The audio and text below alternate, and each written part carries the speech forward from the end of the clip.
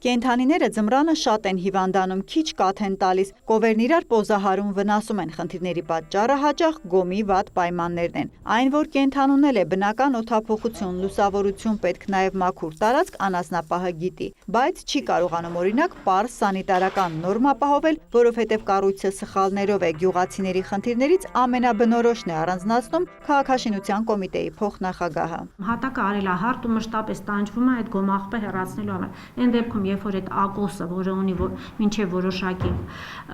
տոկոս թեքություն, դա մեծապես օգնում է, որպեսզի այնտեղ ենթադրենք լվացարանին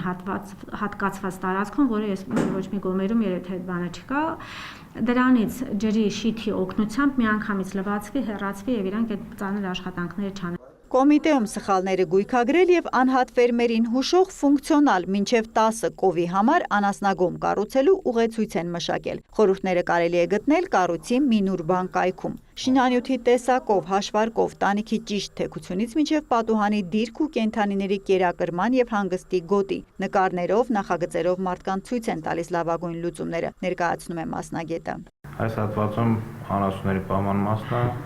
արդեն ներս են մտնում, ստեղծել արդեն կերակրում են։ Այս էլ դրենաժային հատվածն է, որտեղ որ կեղտաջրերը եւ այլն հեռանում են։ Պապական մեր գոմերի պես մի անկյունում խոշոր եղջերավոր, մյուսում խոզ, ոչխար կամ հավ պահելու տարբերակ էլ կա ուղեցույցում, միայն թե կենդանիների համար առանձնացված գոտիներով ու ժամանակակից լուծումներով։ Ամեն ինչով հանդերձ դա հաստատ ավելի թանկ չի նստի, քան գյուղի վարպետների խորհրդով կառուցվողը։ Միտքը այն է, որ մաքսիմալ տնտեսապես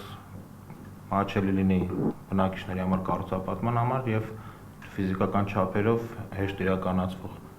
Սրանք ոչ մեծ անասնագոմեր են։ Արտասահմանի պես մաքուր ու կազմակերպված տիպային այս գոմերը Քաղշինում պնդում են արդեն իսկ համապատասխանեցված են շինարարական ու սանիտարական բոլոր նորմերին, լրացուցիչ փորձաքննության կարիք չունեն։ Եթե գյուղացին ուղեցույցին չհետևի, մերժելու եք շինթույլտվությունը հարցին կառույցի փոխնախագահն ասում է. փաստաթղթով շարժվելը ցանկալի է, բայց ոչ պարտադիր։ Եթե նորմերին չի համապատասխանում, կմերժենք։ Եթե նորմերին համապատասխանում է, բայց ուղեցույցի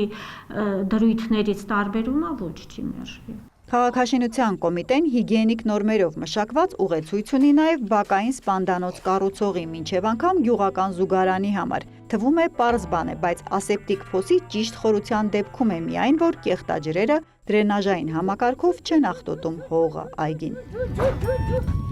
Երմինե Բաղդասարյան, Արտակ Գևորգյան լուրեր։